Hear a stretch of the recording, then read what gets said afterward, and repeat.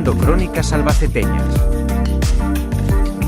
Muy buenas noches a todos, bienvenidos a Crónicas Albaceteñas. Muchas gracias a que nos estéis escuchando una semana más. El día de hoy nos desplazamos a la Biblioteca Municipal Depósitos del Sol para asistir a la presentación del libro Ni en mil vidas que vivieras, de la periodista Laura Monedero, que hace un recorrido por la vida de una generación que pasó una guerra, una posguerra y luchó para poder sacar al país adelante, el cual está disponible en las librerías Popular, Erso y Pergamino. A continuación, os dejo un breve fragmento de la presentación del libro. Este es un reportaje que hizo Laura Monedero en la pandemia.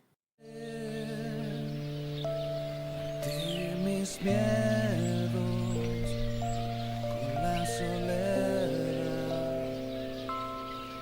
Porque estamos todos muy hartos de pandemia ya, porque esto es un aburrimiento, sin salir de casa tantísimo tiempo y luego con el miedo que se está de arrimarte a nadie por ahí ni nada por la gente que, los casos que están pasando, que estás con el miedo y ya con la edad que yo tengo, pues ya a ver si la pillo lo que me puede pasar.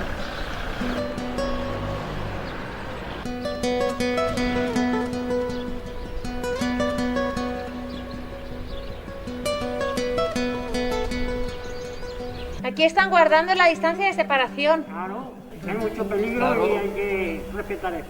Juan, ¿qué le parece todo esto de la pandemia? Lo he llevado camino. ¿Qué piensa de esto? Para mí, muy mal.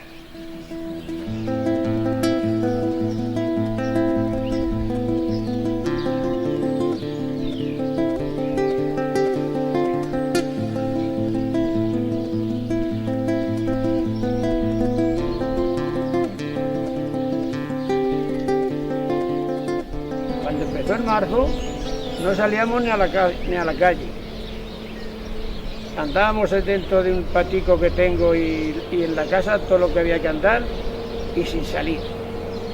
Y ahora, pues sí, ahora hemos empezado a salir para el monte y nada más. Y sin juntarse uno por ahí con nadie. Y eso es triste, ¿no? Sin hablar con los vecinos. No que sea triste, y tanto que es triste.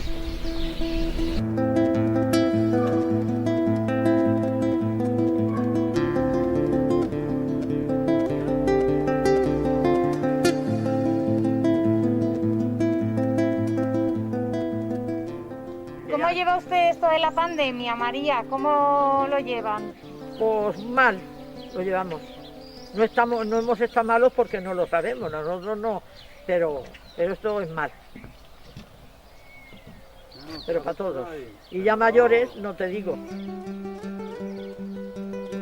¿Y no se agobia con la mascarilla?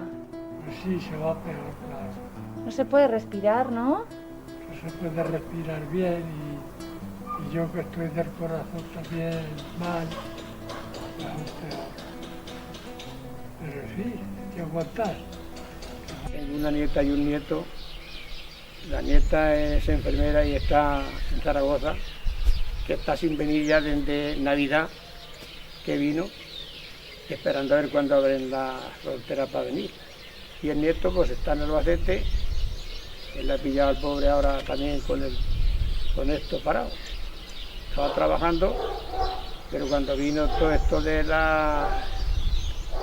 lo echaron y el muchacho está esperando a ver cuándo le sale la colocación.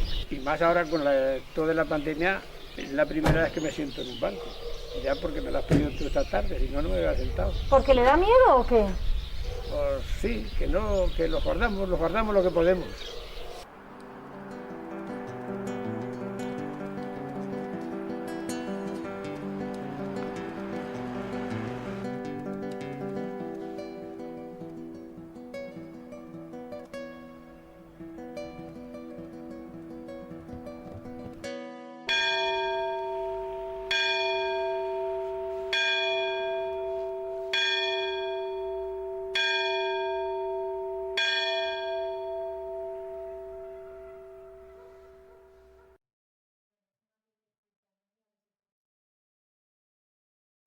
¿Qué fue lo que te llevó a dedicarte al periodismo? Lo que me llevó a dedicarme, bueno, yo es que soy las que somos periodistas vocacionales, que además yo creo que esta profesión, y diría que el 99,9% de los que se dedican a esta profesión es una profesión muy dura, sobre todo cuando ya pues continúas en el tiempo, y es porque es pura vocación. O sea, yo me acuerdo, te lo he preguntado antes, ¿tú por qué quieres ser periodista? ¿Te gustaba de siempre también a ti, Paula? Vaya, desde que era pequeña, yo quiero ser periodista. Pues fíjate, otra igual que tú en el club, porque Vaya. desde que tengo uso de razón, escogía los tenedores, todo lo que encontraba que pareciera un micrófono, me acuerdo, tengo los tenedores porque me acuerdo que estar comiendo a lo mejor con mis abuelos los tenía fritos, pero yo cogía enseguida y le preguntaba, ¿cuántos años tiene? Y que no sé qué, y entonces empiezas pues eso, a preguntar todo y a todo el mundo porque pues es algo que lo llevas dentro, ¿no? Y a mí me encanta contar historias, soy muy curiosa, me gusta observar mucho lo que me rodea y pienso que es un privilegio poder ejercer esta profesión tan complicada, porque hay que decir que tiene su parte maravillosa, pero también es una profesión muy complicada, ¿no? Muy competitiva. Estamos ahora en un momento complicadísimo y más y peor que se va a poner, ¿no? Porque creo que pues las condiciones muchas veces salariales no son las que debieran, y hay medios que están pagando una verdadera porquería por lo que antes se pagaba medio decente, ¿no? Vamos a peor, es una profesión, fíjate que no sé si porque no nos cuidamos nosotros, porque no reivindicamos lo suficiente que tendríamos que reivindicar, pero vamos a peor, es una profesión que va muy a peor, cada vez hay más precariedad y luego, bueno, yo lo veo en las emisoras de radio, era un lujo antes tener un técnico de sonido que a mí me parece primordial, o sea, un técnico de sonido, tú que haces radio, ¿no? Sí. Imagínate meterte en la pecera, como llamamos coloquialmente, y entonces decir sube, baja, pon sintonía, pon publicidad, pon metal, y tú estar con tu entrevistado aquí al lado, que le puedes tocar, que puedes estar hablando con él, que estás mirándote a los ojos y no hay un cristal de por medio, no llevas unos cascos y no tienes que estar cargando la siguiente cuña. O sea, me parece increíble. Pues el técnico de sonido de las emisoras de radio ahora mismo ya es como una figura que, bueno, ya es que está en peligro de extinción porque hay muy poquitas emisoras de radio, sobre todo en las locales, provinciales, han desaparecido, y vamos a eso. Se intentó también hace unos años el prescindir de los operadores de cámara, ¿no? Y aún ves a redactores que van con la cámara y con el micrófono. Tú no puedes estar a dos cosas a la vez. Si tú estás en una rueda de prensa, no puedes estar intentando minutar, es decir, enterarte de lo que está diciendo la persona que está dando la rueda de prensa. Luego tienes muy poco tiempo para llegar a la redacción y hacerlo todo. Tienes que tener tus tiempos y estar pendiente de la cámara, ¿no? Y eso se intentó. Bueno, pues hay teles que trabajan así, con una sola persona, donde el redactor hace cámara y periodista, pero creo que hay que ser muy inflexible en eso, y yo te lo digo como consejo. No hay que permitir a veces que la precariedad o las ganas de trabajar en este oficio perviertan, ¿no? O te hagan pasar para aceptar mínimos. No hay que aceptar mínimos, o sea, hay que tener unos medios con los que trabajar y que sean respetables. Y menudo rollo tengo, Paula. Te va a costar editar esta entrevista una hora. Bueno, cuéntame más. ¿Cómo describirías tu experiencia trabajando en medios como Castilla-La Mancha y Onda Cero? Pues muy bonita, porque trabajar en los medios, la verdad es que es algo maravilloso. Yo he tenido la suerte de, en Castilla-La Mancha Media, estar en un programa que se llama, con Julián Cano, Héroes Anónimos. Es un programa de los que a mí me gustan mucho, ¿no? Son programas que tocan a lo mejor realidades minoritarias. ¿Tú lo conoces, ese programa? No, la verdad es que no. Bueno, pues Héroes Anónimos a lo mejor trata sobre enfermedades raras o colectivos que no tienen tanta visibilidad, como decimos nosotros, en los mass media o en emisiones más puntuales, ¿no? O que tengan un horario mucho más comercial, sino que son programas pues que tienen que existir porque todo el mundo tiene derecho, y sobre todo esos colectivos que a veces les cuesta tanto de tener voz y presencia en la televisión. Luego he tenido la suerte de estar en un programa que se llama Anchas Castilla-La Mancha, que es todo lo contrario, es un prime time, donde vas por los pueblos, te quieren, has recogido muchísimo cariño. Hace poco estaba en Deportes, que para mí ha sido una experiencia enriquecedora y difícil, y de la que te voy a decir, ahora que estamos así entre tú y yo, y no me importa decirlo, he salido un poco tocada y con bastante complejo de lo que nunca me había pasado, un poco de miedo escénico, ¿no? Que no había tenido en la vida, pero bueno, hay un dicho que dicen Manolete, si no sabes torear, ¿para qué te metes? Pues eso, me metí en plazas que a lo mejor no me podía desenvolver en exceso, lo he hecho como he podido, pero sí que me ha podido a veces la crítica. Que eso es algo que tienes que aprender luego a que no te pueda. Y a mí en deportes, en determinadas circunstancias, pues me ha podido. O sea, me ha podido la cabeza o el pensar que estabas haciendo algo y que detrás de lo que tú estás haciendo había gente en ese momento, sobre todo ahora con los medios de comunicación, ¿no? En Twitter, con Instagram, que te estaba poniendo a lo mejor a caldo, como así era, ¿no? Pues me ha tocado cantar goles, que yo lo he disfrutado muchísimo, pero a lo mejor luego han tenido una crítica que a mí me han pesado demasiado, me han pesado en exceso, entonces he salido un poquillo tocada y ahora tengo otra vez que volverme, creo que a rearmar y bueno, y saber que hay cosas que no me puedo meter en determinadas plazas y otras en las que te desenvuelves, pero sí que recomiendo probar en todo. Yo he probado en todo, o sea, es que no me queda hacer nada más que la tauromaquia, ¿no? Nunca he querido. Pero todo lo demás creo que he trabajado en todo. ¿Cuál ha sido el momento más significativo o el que más recuerdes a lo largo de tu carrera como periodista? El más significativo, pues ha habido muchos, porque esta profesión tienes que estar preparado para todo. O sea, tú vas a trabajar un día normal y puede ser que no pase nada, como de repente puede ser que haya un terremoto en Lorca, puede ser que pues haya un accidente como fue el accidente de Chinchilla, donde por cierto mis compañeros de Castilla-La Mancha Media fueron los primeros en llegar con todo bueno, pues con todas las llamas y todo el escenario que había dantesco.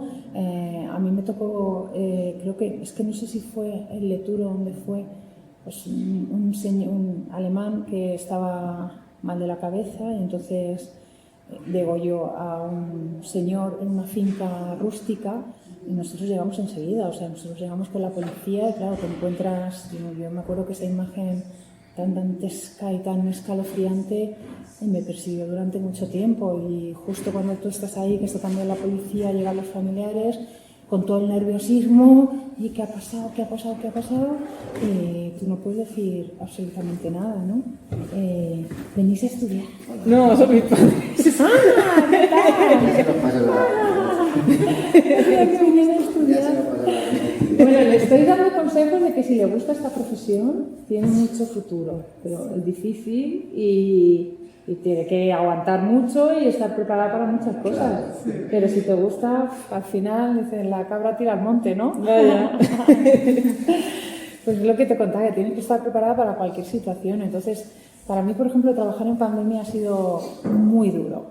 Ha sido durísimo porque, bueno, ha sido mucho tiempo donde nosotros hemos vivido situaciones, es que los pocos que podíamos salir éramos los periodistas, los sanitarios, emergencias, ¿no? Y muy poca gente. Y esos trayectos en la carretera, con las carreteras vacías y que te adelantaran solamente coches fúnebres y ambulancias, a mí la pandemia me ha tocado mucho, me tocó muchísimo. Además, enseguida pasamos al entretenimiento, estando todos en pandemia, o sea, tú tenías que girar, como si dijéramos, no podías estar siempre hablando en el informativo de noticias malas, de dramas, sino que, claro, la gente necesitaba divertirse. Y ese giro era complicado porque tenías que convencer a la gente de que, pues, que teníamos que quedar, que había que seguir bailando. Tenías que hacer como tu vida normal, pero estábamos en pandemia. Entonces fue muy duro, psicológicamente fue durísimo. Creo que es uno de los periodos que más me ha marcado a mí y a todos los compañeros que seguramente que han trabajado, ¿no? Es que ha sido como ciencia ficción, o sea, estábamos viendo cosas, pues lo que he contado antes en la conferencia, ¿no? De llegar a un pueblo donde era COVID cero y que la gente no quisiera salir, claro, tú llegabas con el coche, estabas en la plaza y allí nadie se te acercaba, porque había mucho miedo e incluso no nos dejaban bajar del coche en muchas ocasiones porque les daba miedo. Tú vienes de Albacete, has estado en 1000 sitios, te han visto además en escenarios diferentes, entonces ellos piensan con toda la razón del mundo que tú no vas a traer nada bueno y aquí vas allí a hacer una entrevista. Que no tiene ningún sentido, ¿no? Pero sin embargo, tú tenías que hacer la crónica ese día y era muy complicado. Al final se hacía porque al final todo sale, es lo que pasa en esta profesión. Sale todo.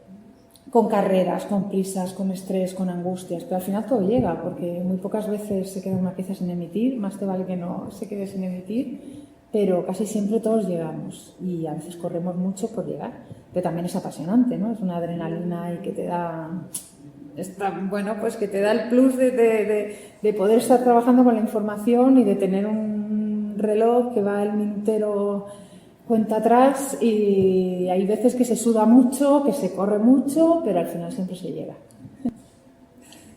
¿Qué diferencias encuentras entre el periodismo audiovisual, por ejemplo televisión, con el de radio?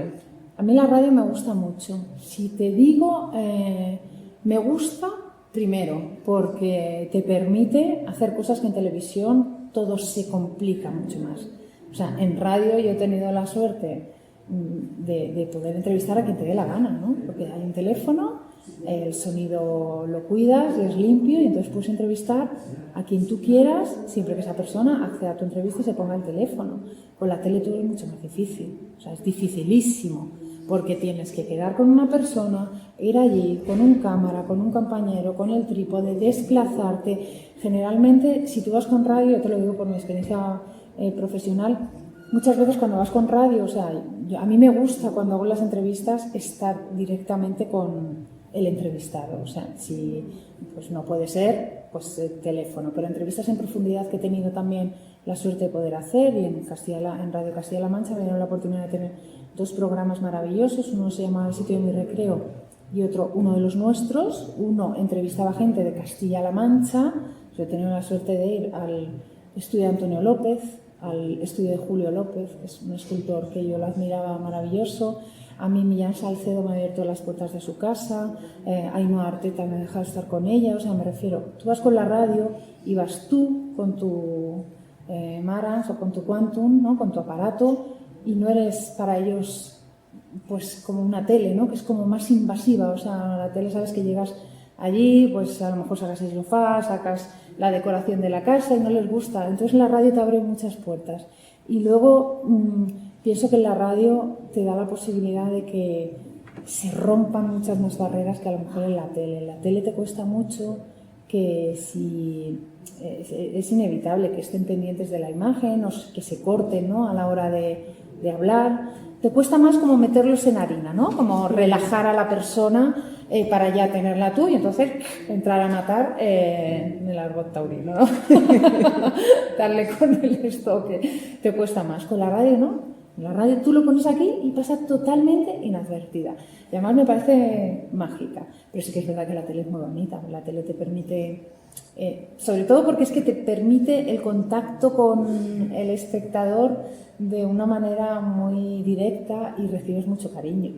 Y llega mucho más, claro. Y luego puedes hacer piezas audiovisuales que son una verdadera maravilla. A mí editar me parece maravilloso cuando tienes que editar muy deprisa, porque vienes de un pueblo que imagínate está en la sierra, tienes que mandar la pieza antes de las 7:30 de la tarde, o si es el caso de informativos, ¿no? O sea, si yo invito a cualquiera que se ponga algunos días en la puerta de Castilla-La Mancha Media, en este caso como estamos hablando de este medio, y hay veces que los compañeros llegan corriendo, o sea, corriendo de que, pues lo que se ve en las películas. Hay días que no, que vas más tranquilo, pero hay días que como te retrases mucho, vas corriendo con la cinta, bueno, en este caso ya las tarjetas gráficas, y todo es corriendo, corriendo, corriendo. Bueno, también tiene su esto, porque cuando ya llega y se emite dices, uff, es como un chute de adrenalina y luego ya te baja. Pero editar es una verdadera maravilla, ¿no? Y para hacer reportajes en profundidad, que es cuando realmente se disfruta. ¿Hay alguna historia de los entrevistados que has tenido? O sea, del libro, ¿no? ¿Te refieres, sí, no? ¿Que te haya marcado más? Pues sí, me han marcado muchas historias. Y bueno, yo creo que cada persona, que es lo que yo he leído cuando me despedía, que os he leído un pequeño fragmento, yo creo que nosotros en nuestro país, por la historia que hemos vivido, tú imagínate, yo siempre lo comparo, ¿no? ¿Qué historia contarán ahora los niños de Ucrania que los sacaban en el tren, los desprendían muchas veces de los brazos de sus padres o de sus madres, sus padres se quedaban obligados a luchar por su país y ellos corrían, ¿qué destino correrá o qué vida correrá cada uno de esos niños, ¿no? ¿Qué libro escribirán ellos? Cada uno tendrá un libro de lo más diverso y con los avatares más dispares que te puedas imaginar. Y es lo mismo que pasó en nuestro país. O sea, cada uno de los ancianos que yo he entrevistado tiene una historia que contar. Una historia de superación, una historia de dolor, una historia de muchos traumas, una historia de muchos silencios, porque ellos no se han descargado ni con psicólogos ni con psiquiatras y muchas veces no se han descargado con familiares, ¿no? Tú eres muy joven, Paula, me decías que tus abuelas tienen 80 años, ¿no? Sí. Entonces, por ejemplo, tus abuelas son de la generación de mi madre. Pero nosotros, yo que ahora voy a cumplir 50 este año, yo me he criado con mis abuelos. O sea, todos hemos sido una generación que hemos tenido la suerte de criarnos muchas veces con los abuelos viviendo con nosotros. Pues, en el caso de mi abuela Rosa, porque se quedó ciega muy pronto, se quedó viuda y enseguida le dio un desprendimiento de retina y perdió la visión completa, entonces pasó a ser dependiente, y eso es un lujo, porque ellas nos hablaban tanto de esa vida, de pues que no había que tirar la comida, de que, no sé, te empezaban a inculcar una serie de valores que aunque tú en ese momento eras una loca, que es que no te enterabas de nada, o parece que no te enterabas de nada, sin embargo, eso va calando. Y creo que hemos sido una generación sumamente afortunados por tener ese contacto directo con una generación que vivió la guerra, que vivió la posguerra, que ha vivido durante 40 años muchísimas cosas. Aquí en el libro se cuentan historias de mujeres que sin su marido o sin la autorización de su padre no eran absolutamente nada. O sea, yo tengo una historia, la tengo por aquí, que es Teresa. Bueno, hay muchas historias, pero hay una señora que se llama Teresa que, bueno, pues se enamoró de su novio y es de Lietor, de un pueblo que se llama Lietor. Entonces no le dejaban casarse con él porque tenían que darte el consentimiento y porque había muchos condicionantes en la vida. Y entonces Teresa dijo, pues yo me escapo. Pero ¿qué pasa? Que su novio, mira, es esta señorita Mónica, Paula, ¿no? Esta es de joven. Su novio, que ella lo conoció en el pueblo de Lietor, en las fiestas de vacaciones, se la habían llevado, había luchado en la guerra civil, había sido uno de los exiliados que tuvo que salir de España, estuvo en un campo de refugiados en Francia, un campo de refugiados que es brutal, que tú vas hoy a visitarlo y es una playa donde se practica el surf, ¿no? Entonces sí que es verdad que hay una placa que recuerda a todos los españoles que estuvieron allí y que lo pasaron tan sumamente mal. Es esta placa, ¿no? Tan bonita. Y eso es lo que es bonito. Cuando tú vas a Gerles-sur-Mer, cuando tú vas a los escenarios estos, sabiendo la historia que ha pasado allí, bueno, pues Teresa, su marido, pasó a Francia, trabajaba en Francia y ella dijo, pues yo me escapo y me voy con él. ¿Qué ocurre? Que tú, sin la autorización de tu padre y sin estar casada, no podías cruzar la frontera, porque no eras, pues eso, las mujeres no tenían la libertad que tenemos ahora, algo que muchas veces, claro, pero a mí me ha puesto una cara de asombro como diciendo, no me lo puedo creer, ¿no? Pues eso pasaba, ¿no? Ahí están tus padres que están también asintiendo, eso pasaba y ha pasado hace muy poco, y es bonito el coger a cada uno de los mayores y preguntarles. Y tú me comentabas que cuál es la historia que me ha sorprendido. Me ha sorprendido muchas porque cada uno te cuenta O sea, si tú piensas que la realidad no puede superar la ficción, llegará algún protagonista que todavía supere más esa realidad que te ha contado. Y bueno, aquí he entrevisto casos pues brutales de pues, niños que empiezan a trabajar con 4 años, hoy son ancianos, empezaron a trabajar con 4 años, les pilló la guerra, muere su padre. O sea, es una generación muy dura, pero a la vez es una generación que se ha sabido anteponer ante todo y ser felices. Han tenido unos años de mucha felicidad, creo que siguen teniendo unos años de mucha felicidad, y sobre todo eran felices solamente con una cosa, con ver la prosperidad en las siguientes generaciones, que era su único y ha sido su único objetivo, matarse a trabajar para que sus hijos tuvieran una vida mejor y que sus nietos pudieran ir a la universidad y tuvieran una vida como la que tenemos hoy. Vaya rollo tengo, ¿no? No, ¿qué va? Tú cuando veas que hablo tanto, dime, para. ¿Qué más me ¿Podrías contarnos un poco el proceso creativo de este libro? De este libro, sí. Mira, el proceso creativo es muy fácil. Yo entrevisto a personas totalmente anónimas. A mí me encanta.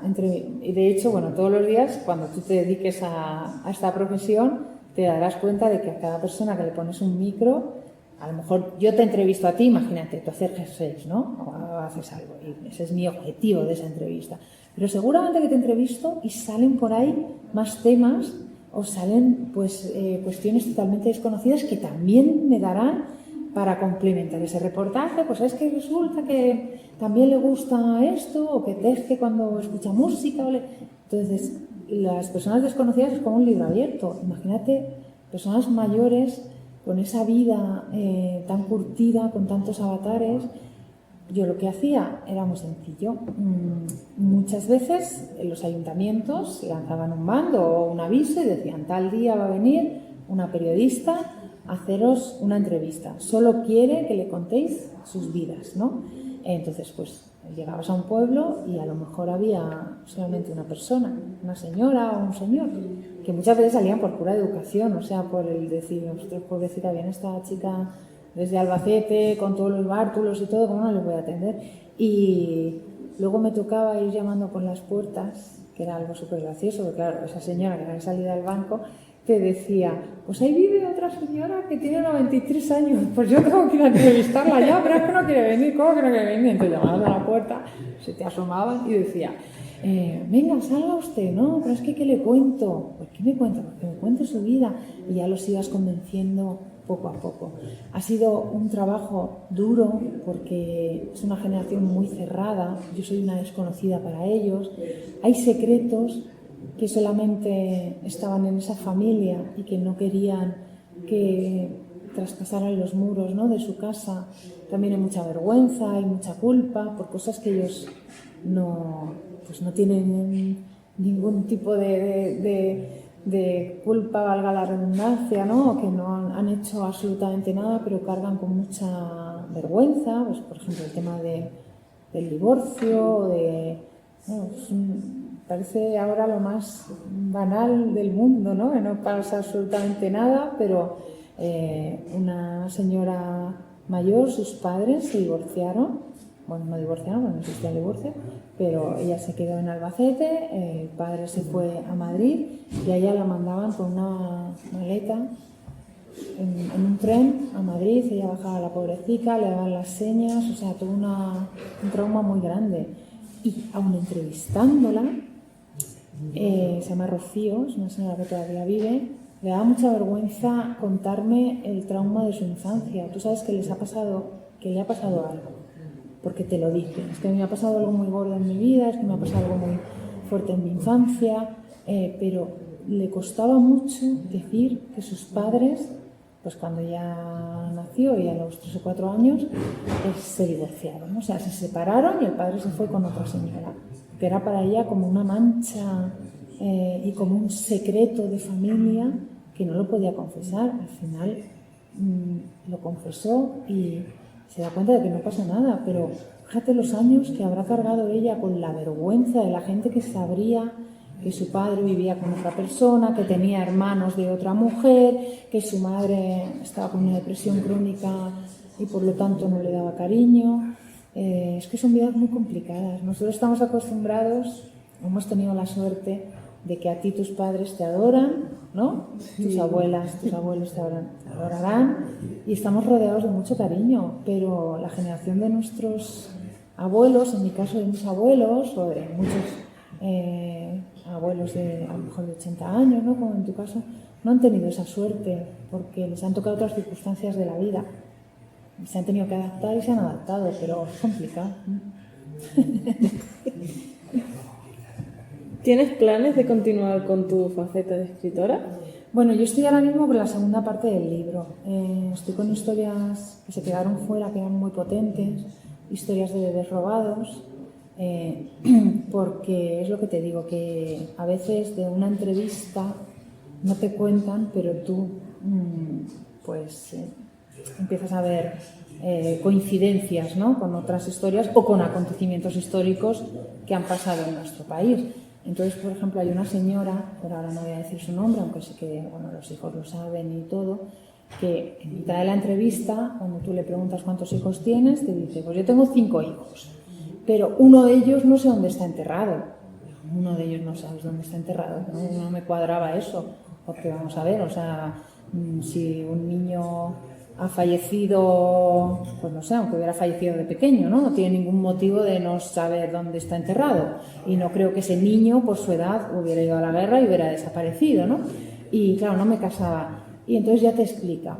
Dio a luz, le dijeron que el bebé había fallecido y entonces pues le enseñaron, claro, ya te lo empieza a contar, ¿no? Y te empieza a contar, pues, y si vieras qué lustroso estaba, porque me enseñaron un bebé fallecido con una venda en la cabeza, con sus mofletes, tan gordito, tal, y mi pena es que no lo hemos podido enterrar ni darle sepultura. Que eso es algo que los mayores lo llevan, para ellos los ritos, los entierros, los sacramentos, como si dijéramos, es algo que les marca mucho. O sea, el ir a visitar a sus difuntos el día de los muertos, el tener sus tumbas arregladas, ¿no? Es algo muy propio, algo que se está perdiendo ahora, pero para ellos es muy importante. Entonces, esta señora me explicó que, bueno, pues que le dijeron que el niño había nacido muerto, que su marido quería cogerlo para enterrarlo y le dijeron, no, usted no se preocupe, que de todo nos encargamos nosotros. Y se ha arrepentido durante muchos años el no haber indagado más o preguntado o no haber tenido a lo mejor en ese momento el arrojo de decir, no, lo quiero enterrar yo, ¿no? A mí cuando me está contando ese relato, a mí enseguida se me enciende la bombilla, claro, porque todos conocemos pues los testimonios de los bebés robados. Yo, por ejemplo, cuando he trabajado en el programa, en el Punto de Mira, que es un programa de investigación, hemos tocado ese tema, lo hemos tocado en Murcia, que además hay también afectados, y todo me casaba. Yo miraba a los hijos que los tenía al lado y entonces efectivamente asienten como diciendo sí.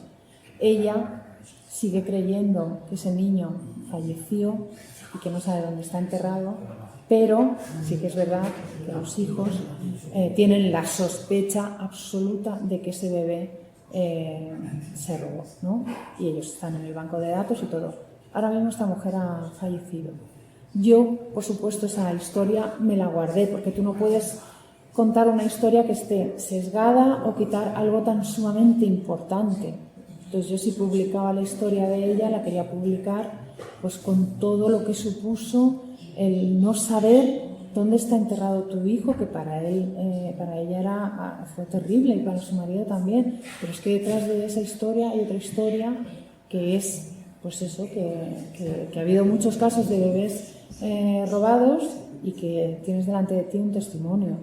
Esa va a ser una de las historias que se van a contar en la segunda parte. Luego tengo otra señora que se llama Milagros, que es de Cuenca, que tiene un testimonio brutal, porque antes estaba la mili y su hijo hizo el servicio militar en la última promoción, teniendo la mala suerte de que tuvo un accidente en unas maniobras y quedó en estado vegetativo, ¿no? Quedó en coma.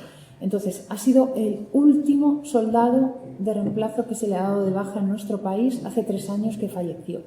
Ha estado 28 años ingresado en el Hospital Gómez Ulla, donde ella iba todos los días sin perdonar uno, a lo mejor en 28 años habrá perdonado 5 días, de Cuenca a Madrid para ir a visitar a su hijo, que su hijo estaba en estado vegetal, pero ella consideraba que tenía que estar allí, hablándole, cuidándole, y claro, te encuentras cada drama que me encantaría, bueno, ya he hablado con ella y Milagros ya sabe que formará parte también del segundo libro.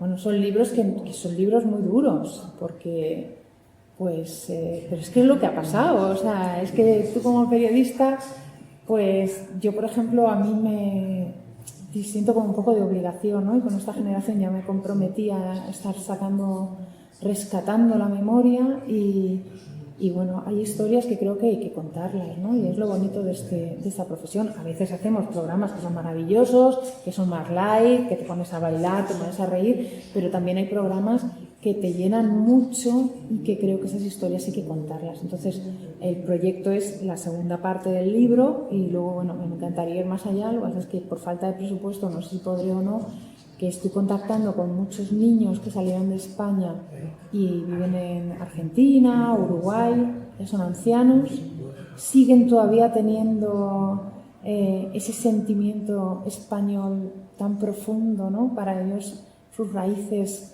son tremendas y un sentimiento de, aunque hayan pasado más, claro, imagínate, la gran parte de su vida la han hecho en un país extranjero, pero tienen un sentimiento muy bonito y me encantaría poder ir y entrevistarles. He contactado con ellos a través de videoconferencias, estamos intentando hacer entrevistas, pero te cuesta mucho. Una entrevista la tienes que hacer así.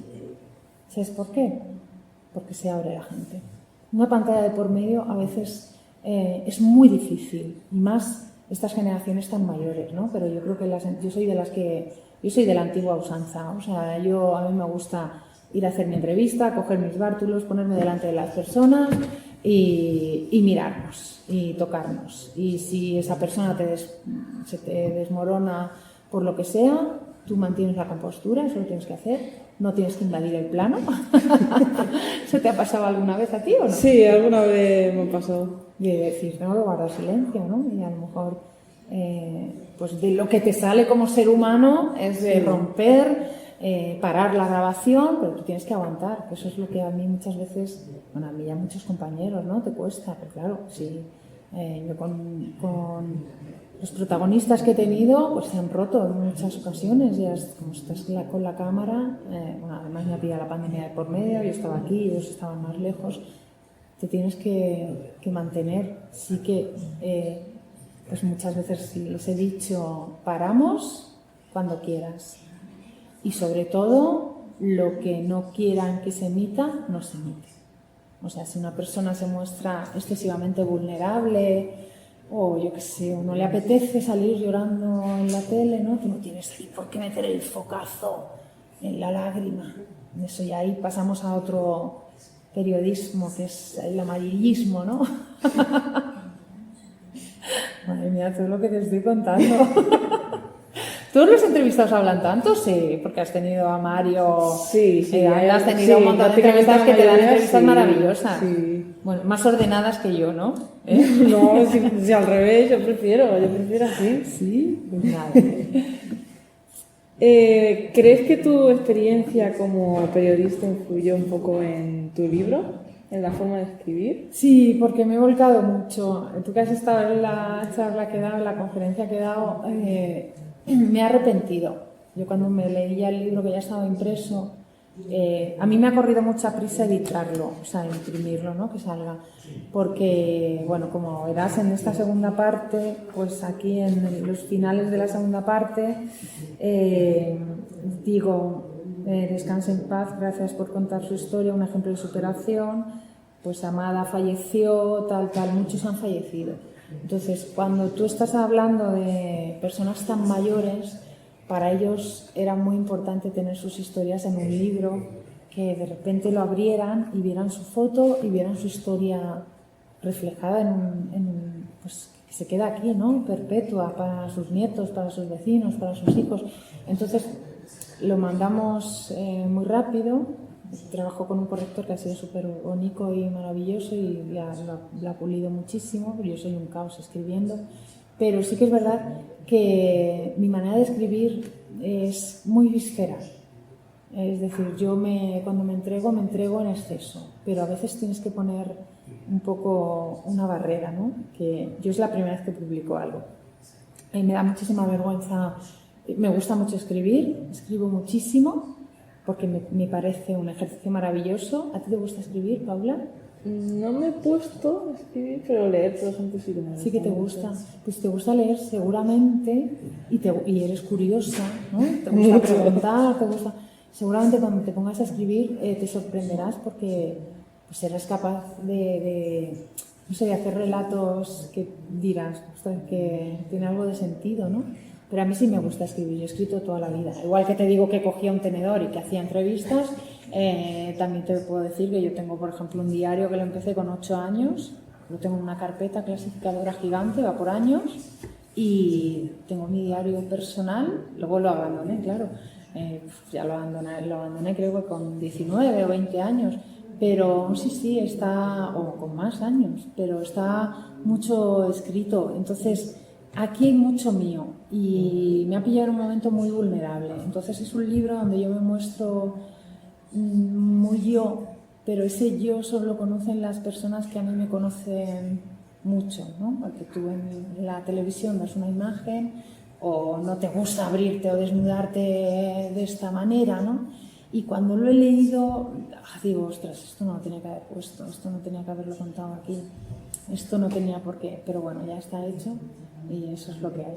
A veces es inevitable, que no puedes estar separando, pero sí que cuando, por ejemplo, si lo hubiera escrito en este momento, igual no me hubiera metido yo tanto en las historias.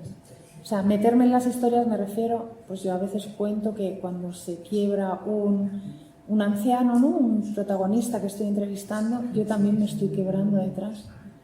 Porque pues, a lo mejor te ha pillado súper vulnerable, te ha pillado con una pandemia, me ha pillado con una enfermedad de mi padre, sufriendo unos paliativos, trabajando a un ritmo que no debería de haber trabajado, debería de haber parado, pero no pude parar. Porque bueno, que no pude tener excedencia. Entonces yo lo cuento eso. Yo cuento que cuando él está llorando, yo también estoy llorando. Y a veces diré, pues a lo mejor no necesitaría el espectador tanta información mía, ¿no? Pero bueno, pues ahí está escrito y así se ha quedado. ¿Qué vamos a hacer?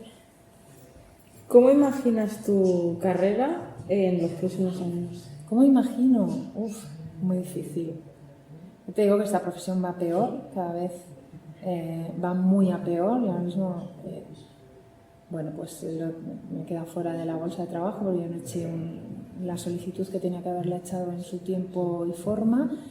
No puedo volver al programa que estaba porque no puedo volver. Entonces yo ahora mismo estoy sin nada, ¿no? Y bueno, te puedo contar mi experiencia de 3 meses en lo que se suele decir búsqueda activa de empleo y está dando muy pocos frutos. Porque con 50 años... Yo creo que es que la profesión de periodismo es una profesión muy bonita, porque es maravillosa, es una profesión muy complicada, y que damos giros todo el rato. O sea, yo tengo amigos míos de mi edad que es que hemos pasado, o sea, a veces, claro, la gente mira los currículum y dice, madre mía, pues es que has hecho de todo, pero has hecho de todo. Bueno, yo sí que voluntariamente he girado muchas veces. O sea, yo a lo mejor estaba en radio y me cansaba de radio y tenía la suerte de irme a tele, o estaba en tele y estaba en informativos y me aburría de informativos, y entonces me he cogido un programa como El Punto de Mira y de investigación, y luego me apetecía... O sea, ha habido unos años de profesión que es que han sido una verdadera maravilla, donde no nos ha faltado trabajo y además te podías permitir el lujo de abandonar un trabajo porque te llamaban de otro. Ahora mismo, a mí, por ejemplo, no me pasa. O sea, yo no sé, la gente más joven también lo está teniendo muy difícil. Es que yo pienso que las nuevas tecnologías, igual que pueden ser un aliado, pueden ser nuestro enemigo, pero un enemigo brutal que lo que va a hacer es cargarse muchísimos puestos de trabajo. O sea, ahora mismo al ChatGPT o a la inteligencia artificial, bueno, ya no te hablo de las presentadoras virtuales, ¿no?, que ya existen y que ya se están haciendo pruebas Sabes que, por ejemplo, en Supervivientes, ¿no? En el programa Supervivientes tenían una que al principio levantó mucha polvareda porque, bueno, pues porque la gente dijo, es que tú la ves y es que es como si estuvieras viendo una presentadora, o sea, es que es exactamente igual. Esa presentadora está quitando a una persona física que va allí a trabajar porque tú le das todos los parámetros, todo. ¿Dónde nos va a llevar eso? No lo sé, ojalá que las nuevas tecnologías nos lleven por un buen camino, pero es lo que te decía, ahora por ejemplo revistas de moda, ¿no? Donde pues, es muy habitual, yo que he colaborado mucho con editoriales de moda, o que colaboro con editoriales de moda de vez en cuando, te pagan por palabras, o te pagan por párrafos, o te pagan por páginas, ¿no? O sea, y entonces, si ahora mismo tú le dices a ChatGPT hazme un artículo así, gíramelo así, dime las tendencias de no sé qué, no sé cuántos, tiene toda la información.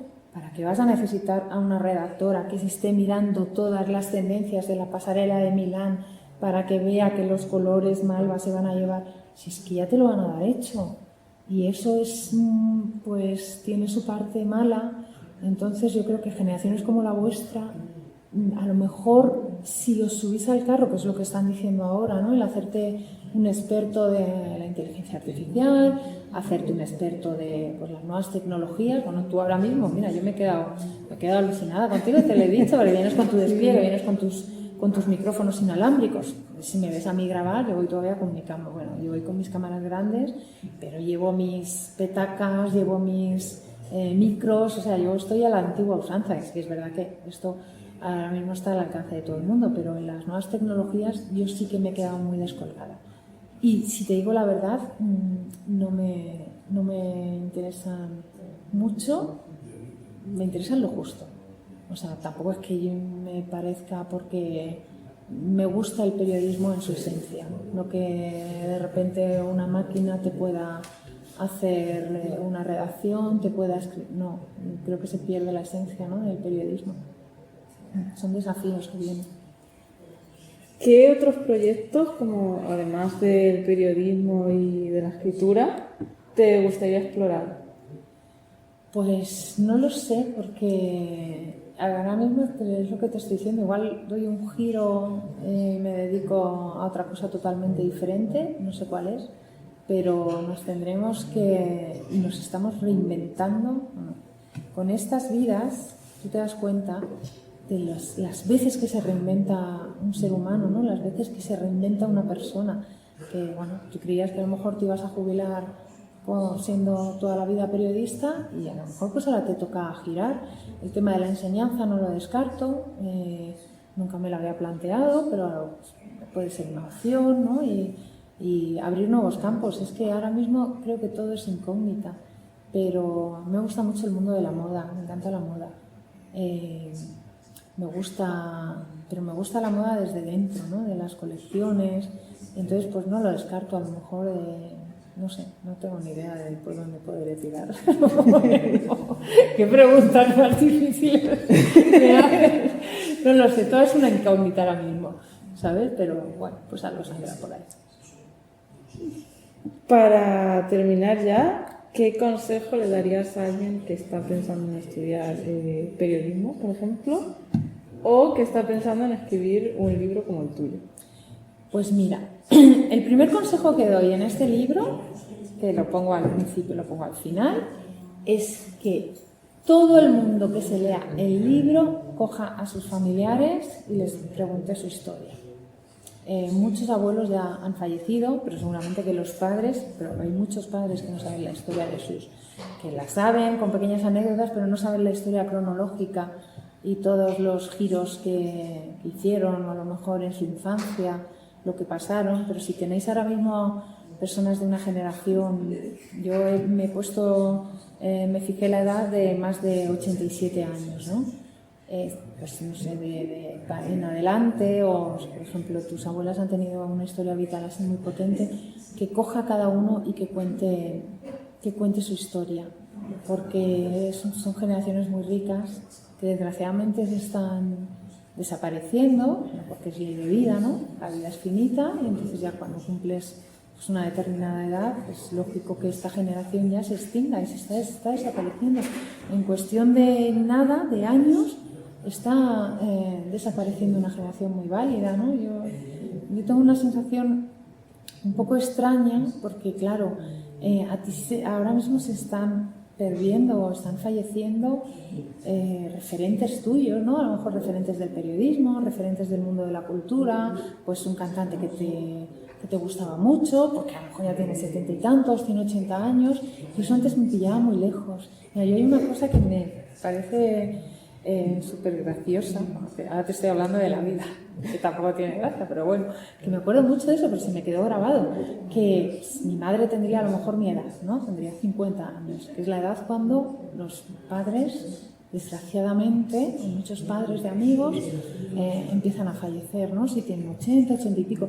Entonces yo me acuerdo un día que mi madre estaba hablando con una amiga y dice, se nos mueren los padres, ¿no? Pues, claro, yo era pequeña. Entonces, claro, yo como he sido muy dramática, pues yo soy la más dramática del mundo, los periodistas solemos ser un poco dramáticos, entonces yo de repente me quedó clavado, se nos mueren los padres, y yo obsesionada con que se iban a morir los padres porque se estaban muriendo. No, se refería a que cuando tienes una determinada edad, que es lo que yo estoy viviendo ahora, pues efectivamente hay una generación que es la que va delante de ti, que desaparece. Y bueno, pues eso hay que asimilarlo y lo que hay que hacer es la memoria de cada una de las familias, guardarla, porque es lo que te he dicho al principio. ¿Qué contarán los niños de Ucrania? ¿Qué contarán los niños de Gaza? ¿Qué contarán en Siria? ¿Qué contarán en tantos países? Que es lo que a nosotros nos han contado nuestros abuelos.